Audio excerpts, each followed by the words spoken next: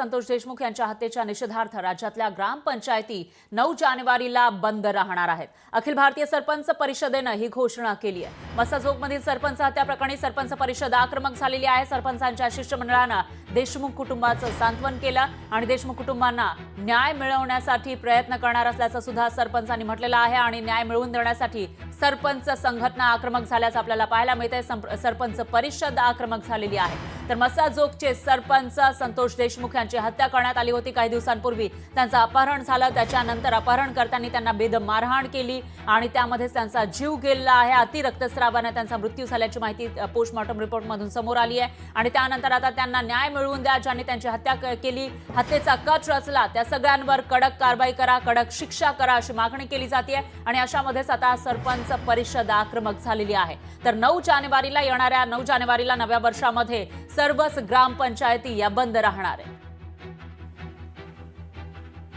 आणि याविषयी अधिक माहितीसाठी आपले प्रतिनिधी विकास माने हे आपल्या सोबत जोडले गेले आहेत। विकास, काय सांगाल? काल सर्व पक्षांची एक बैठक होती, त्याच्यामध्ये आक्रमक पवित्रा घेण्यात आलेला होता आणि दुसरीकडे आता आपण बघतोय की ग्रामपंचायती बंद ठेवण्याचाही निर्णय घेण्यात आला आहे। नेमका कशा पद्धतीने या ठिकाणी घडामोडी घडताना दिसतायत?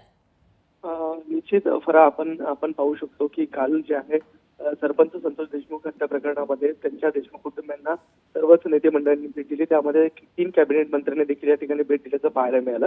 त्याबरोबर जर पाहिलं तर अखिल भारतीय सरपंच परिषदेने देखील संतोष देशमुख यांच्या कुटुंबियांची भेट घेतलेली आहे, त्यांचं सांत्वन केलेलं आहे आणि याच ठिकाणावरनं येणाऱ्या 9 जानेवारीला महाराष्ट्रातल्या सर्व ग्रामपंचायती ज्या आहेत त्या 1 दिवस बंद ठेवण्यात येणार आहे आणि त्यांचं जे काही कामकाज आहे ते देखील या दरम्यान बंद केलं जाणार आहे।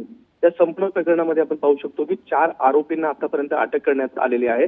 3 आरोपी अद्यापही फरार आहेत, परंतु यातील मुख्य सूत्रधार जो आहे त्याला अटक केली जावी अशी आग्रही भूमिका जी आहे या ठिकाणी घेतली जात आहे आणि याचाच पाठिंबा दर्शवत अखिल भारतीय सरपंच परिषदेने त्या ठिकाणी आपलं कामकाज जे आहे ते 9 जानेवारीला बंद ठेवण्याचं हे केलेलं आहे। महाराष्ट्रामध्ये अखिल भारतीय सरपंच परिषदेने ही भूमिका जी आहे ती घेतल्याचं आपल्याला पाहायला मिळत आहे।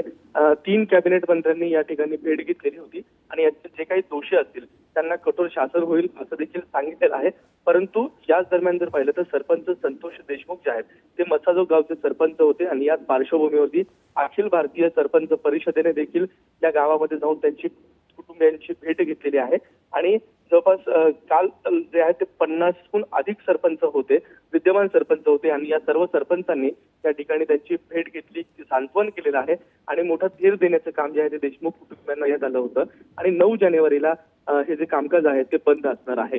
बरं, निश्चितच विकास, एकूणच काही आरोपींना अटक झाली असली तरी देखील मुख्य सूत्रधाराला अटक करा ही मागणी या ठिकाणी प्रकर्षाने समोर येताना दिसते आणि त्या पार्श्वभूमीवर बंद पाळला जाणार आहे आणि जे मोर्चे आहेत तेही निघताना आपल्याला दिसत आहेत, निषेध होताना दिसतोय। त्यामुळे आता कशा पद्धतीने कारवाई केली जाते तेही बघावं लागेल। दरम्यान धन्यवाद तुम्ही दिलेल्या या सविस्तर माहितीसाठी। लोकशाही मराठी ऐका, पहा, जागरूक रहा।